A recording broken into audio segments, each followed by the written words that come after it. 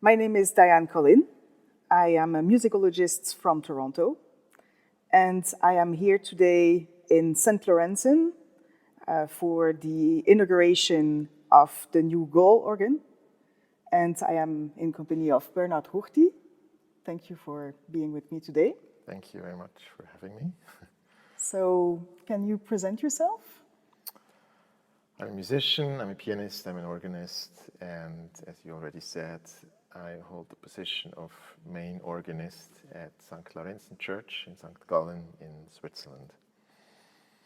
Okay, and you are deeply involved in this project. Yes. So can you tell us a little bit about how this project started, even before having all the organ committee that happened after and all the organization? When did it start? I became organist at this church almost 10 years ago, so in November, I believe, 2013. And one of my first tasks was to have a look at the existing organ and to reflect on a revision that became necessary. So to just investigate if we wanted some changes or not, what are we satisfied with, just normal questions that you ask yourself when you want to revise an instrument. So that was the starting point. So after this starting point and after you did all these analyses, what happened? So the main, let's say, problem with the existing instrument was that there was no bass. So all the stops showed a significant and noticeable weakness in the low octave of every stop. And that was the main issue. It had always had been the main issue with this organ, so it didn't create low vibrations. And therefore, as a result, the feeling was kind of neutral and a little bit unemotional. So I investigated on that mainly, and after consulting with organ builders as well as organists, it turned out that there was not much that could be done about that, because an organ is a very complex ensemble of elements, a complex machine, and you cannot just start making changes on one part without any possibly unwanted changes on other parts. And in addition, the way the pipes were voiced and designed would not allow a lot of development. And so you decided to propose a new organ? How did it? Well, at first I thought about different options. Of course, I thought about the option just to replace the instrument, but since it's a beautiful instrument in its own style and it was working very well, that's not something that I could sell to a parish to replace a well-working instrument. I thought about just having another organ on the opposite balcony of the church. But since the church is not that big, that would have been too much. So I thought about a more symphonic organ, because the existing organ is a neo-Baroque organ. So I thought about a symphonic organ in the style of the early 20th century, but it would have been too powerful for this church.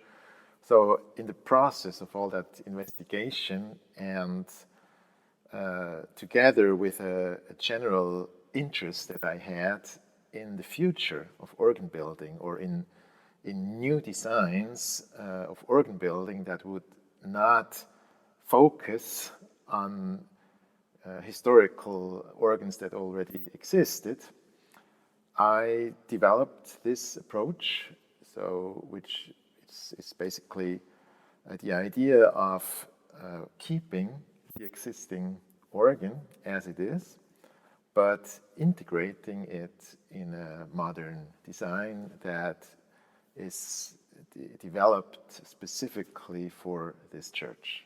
How do you do that? You mean the integration? Yes. So, like the church is a square, basically, if you look at it from above. So it has the eastern side where the existing organ is located, and there are 3 more balconies on each side and in the back. So what I developed was the idea of having new pipe divisions on each of those 3 balconies, but not full organs like they exist in many churches with multiple organs, but to have 3 divisions according to the 3 main pipe families or families of sounds that every organ has. So in the back there will be diapasons or principals, as we say in German, montre in French. On the south side there are flutes, and on the north side there are strings. So those are pipes or families of pipes that every bigger organ has, but normally they're just part of the organ itself, but now they're spread in the entire church. So people can actually hear those particular sounds, and they can hear how they come together in the church. I see. And this was still in the process of imagining it. Yes. But you already had that vision in mind. Yes. And with this vision, you proposed it to the parish? Yes. So what happened next? First, I proposed it to an organ committee that was in charge of this organ here, and they liked the idea. So they said that I should investigate more on that idea. So we did several things in the process. We performed a test here at the church, which was probably the main step in this whole process of developing the project. So we would have a composition for organ, for brass players in the back, for woodwind players in the south, and the string quartet in the north, and they would perform a piece that I wrote especially for this occasion so that I could test all the different situations, everything together, or antiphonal things, or melody and accompaniment, just all the things that I wanted to try. And that was just really impressive beyond everybody's expectations, including mine, because the effect was just breathtaking. It was really like the whole church was vibrating, and people were in the middle of a cathedral of sound, so to speak. And the organ committee saw this work, and then you went a bit further, and you were looking for a company that would be able to realize this project? So the board of supervisors of our parish, they decided that they really want to try to find ways to realize that project. So we did several things at that stage. First of all, we investigated which organ building company would be the best for that kind of project.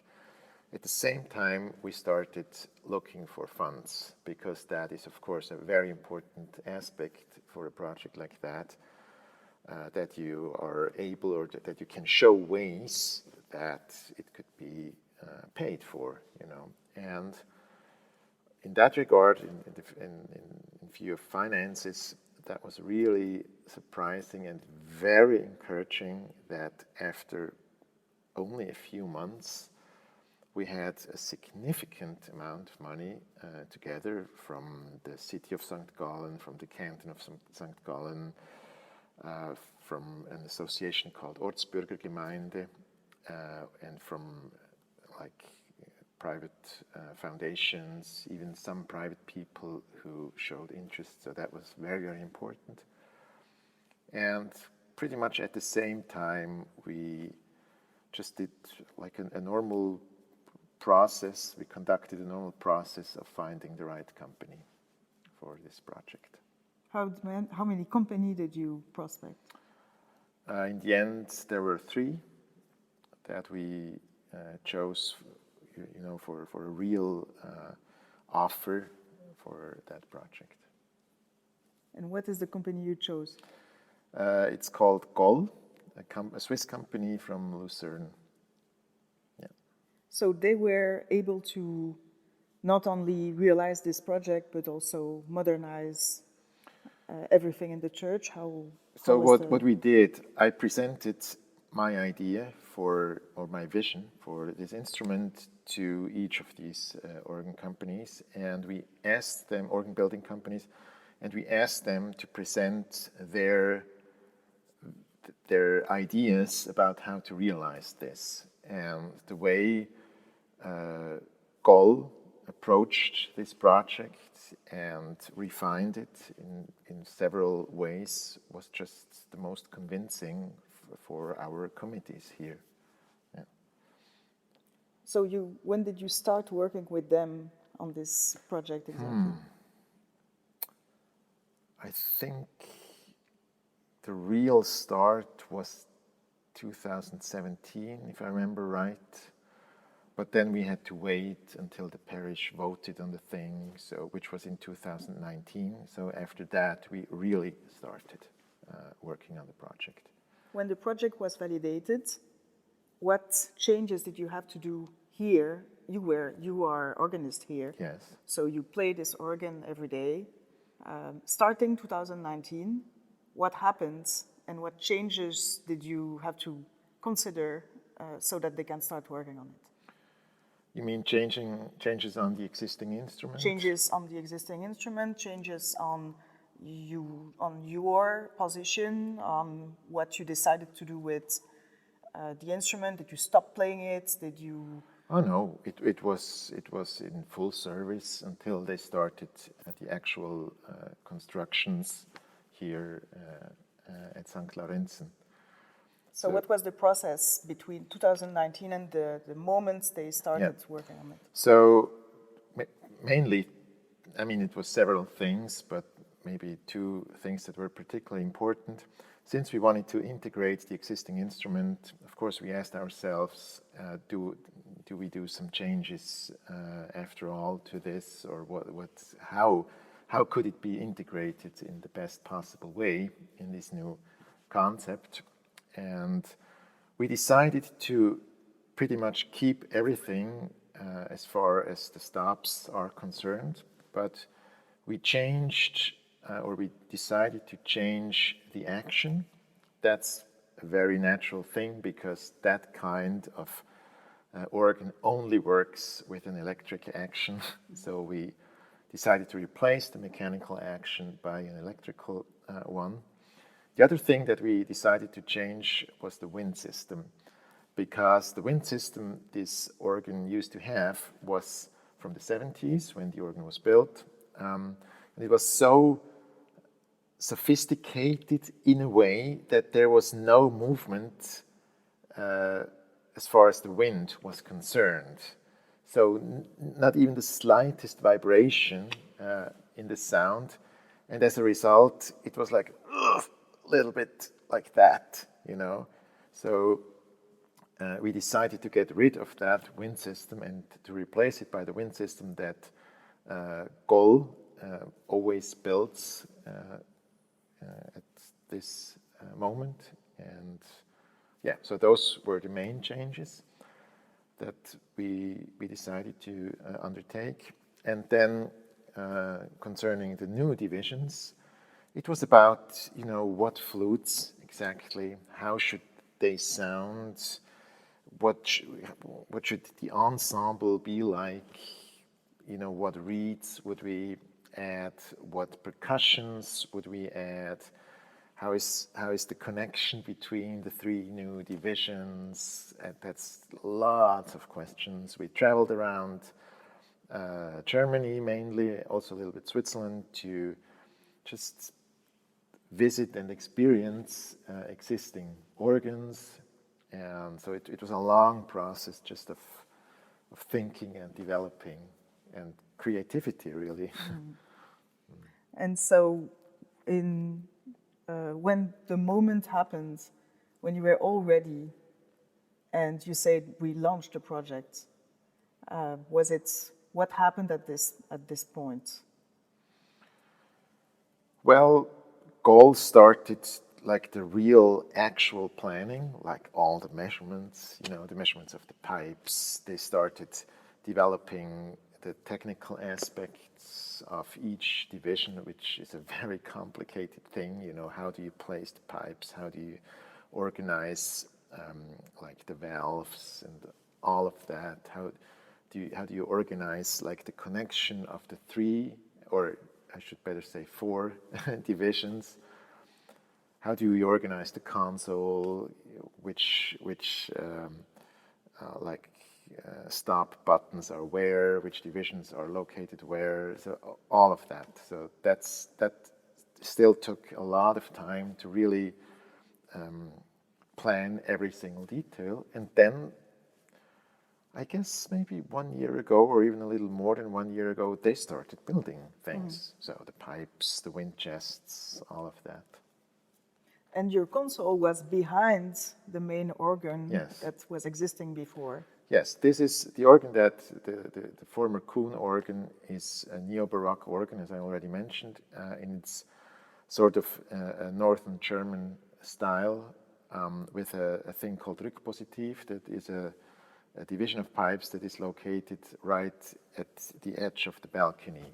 So, and the console used to be behind that, which is the normal place for a console for such an organ. But today we have this very impressive console. Yeah. So you had to stop using the other one so that they can... Yes, by the end of last year or the beginning of this year, everything got out of service. They started working right away, so we didn't have any music from the great organ for many months. We had a little replacement, which is right here behind me, just to have some instrument to accompany the services, church services. And then you waited. I did. So I guess to install this kind of organ, it takes a lot of space in a church like that. Yeah. It takes also a lot of dust, I imagine. Absolutely. So right now, I can see all around me where all the construction was, but I also saw a few days ago when I arrived in the city that everything else was removed in order for them to finalize the last pieces of the organ. Can you tell me about the installation, the final steps of installation? So there is one stop or one group of pipes that is quite unusual. It's rarely built because they're very, very big. It's an open 32 foot. So 32 foot is just the measure for the biggest pipe, which is almost 10 meters long. And it's open, which means it's the full length of that pipe. And of course, that's a stop, or those are pipes that are difficult to install because they're very big and very heavy. And they came in long, very long, huge boxes. So we had to make space for them to be there until the moment that the organ builders would lift them up. And that's why we had to take out all the benches here in the middle section of the church, just to make room for that. So speaking of this enormous pipe, where does it come from? They were built by a company in Portugal, which is, as far as I know, the only company who gives or who constructs such pipes for other organ building companies. There are a few other like really big companies in Europe that build those pipes themselves, but most organ builders they just don't have the space for that, and they don't have to because it's so rare. It makes no sense to have all the equipment for those pipes and only use them every 30 years or something. So that's why there is this company in Portugal near Porto that is specialized, among other things, but also specialized in building those pipes. But also, so the other parts of the organ, I think it's built in Lucerne. Right? Yes. Okay, so they just built it there and then they brought Yes. them to you. Yeah. So how do we connect these four instruments together? Sound-wise, you mean? Sound-wise, yeah. Yeah. So that is probably the most subtle and artistically challenging process. It's called voicing, when you adapt the sound of every single pipe to the ensemble of pipes. And I'm very happy to say that the voicers of Goll, they did an outstanding job. So, like the character, the individual character of each stop is just so beautiful, and it blends together perfectly within each division, but also in the church. So you can really play anything with anything, and it comes together beautifully. So, but that's a very long and difficult job to do. And it's all controlled with this console Yes. here. What are the particularities of this specific console? Well, a lot of things. It's an electric console. It's actually constructed by Rieger organ factory. So it was a collaboration between Goll and Rieger. And among many things, probably the most significant or noticeable difference to a normal console is that it has a thing called floating manuals. So the existing organ had 3 manuals, and there are 3 new divisions of pipes. So altogether it would have been 6. So it's like a console with 6 manuals. But that makes no sense, because it's very inconvenient to play really up there. So we decided to have 4 of them, and to add a system called, as I said, floating manuals, which means that you can play any manual, any division on any manual. So that's for somebody who is not used to this system, it takes some getting used to, but it's also a very intuitive thing. So after a while, you just do that. Yeah. And it's very versatile, very flexible. It's a wonderful thing to operate such a complex ensemble of pipes and divisions. And there is also a computer that allows Yes. to do several other things that you couldn't do before. Yeah. What, for example? Just different combinations, the way you save combinations. You can add specific couplers if you want to, stuff like that. And there is a playback. Yes. Yeah. Which you can record allows yourself and you can play back. Yeah. Okay. Yeah. Because the issue with this kind of organ is that there are so many possibilities and combination. One of the ways to really see if an effect creates the intended sound Yes. is to be in the church. Yes. So this is very convenient. Yes. okay, Yeah. and so you played it for the first time, and not you rehearsed on it, but you played it publicly for the first time yesterday. Indeed, I did. How did it go? It went very well, I'm glad to say. It was a wonderful first day of inauguration.